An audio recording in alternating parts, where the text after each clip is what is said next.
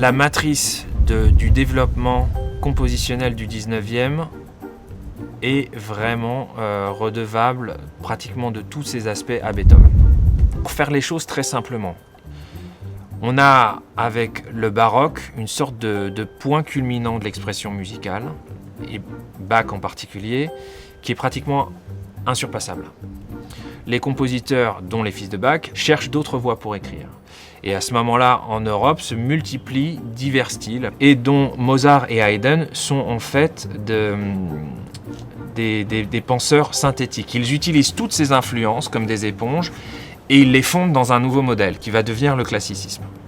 Ils inventent de nouvelles formes, ils inventent de nouvelles structures au sein des formes. Ils inventent cette fameuse forme sonate qui est en fait une forme, un canon de forme qui va être développé pendant tout le 19e. Et ce canon de forme, Beethoven évidemment va en être l'héritier direct, mais il va l'exploser par son inventivité, sa créativité volcanique. Ces symphonies s'élèvent chacune un aspect fondamental de ce qui va être développé dans le cadre du 19e siècle.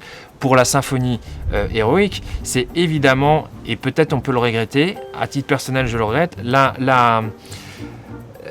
l'intégration de l'idéologie en musique.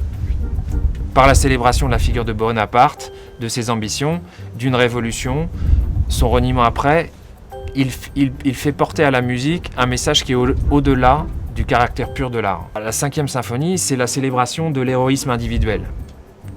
Là encore, le détachement de la musique pure pour faire de certains motifs des représentations de la conscience individuelle.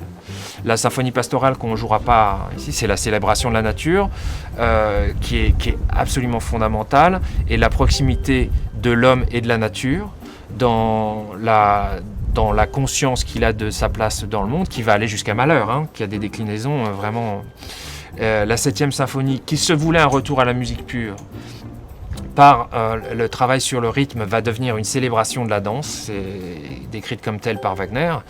Et la 9e symphonie, c'est une célébration de la vision humaniste de Beethoven et de son génie universel. Chez Beethoven, ce qui est assez intéressant, c'est que le sacré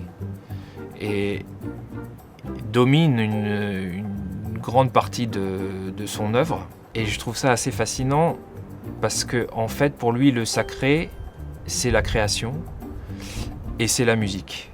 Et ça rejoint ce qui peut se passer de plus magique dans une salle de concert, en fait. C'est l'idée de communion autour d'un événement comme celui de l'art. Parce que Beethoven a une manière extrêmement personnelle de concevoir l'idée musicale.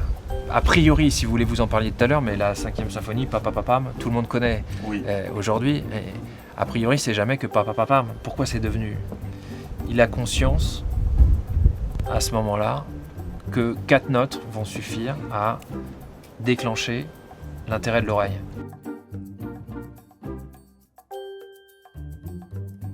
Moi, je penserais à humanité, transcendance et puissance.